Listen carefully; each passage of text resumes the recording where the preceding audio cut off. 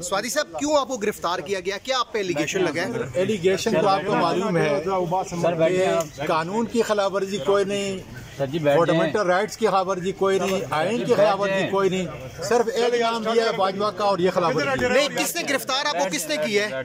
ये FIA ने। किस केस में? नहीं FIA, लेकिन एजेंसियों ने, मुझ पर जो तशद्दुद किया गया है वो एजेंसियों ने किया।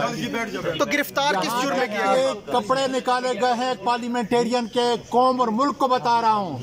क्या तुम्हारा हशर ये होगा?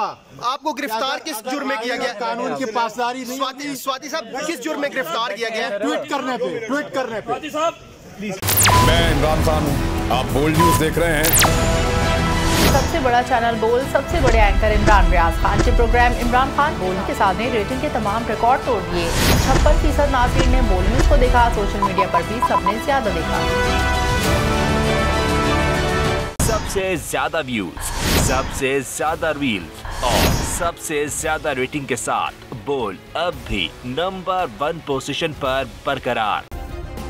सब्सक्राइब करें और बेल दबाएं ताकि कोई खबर रह न जाए।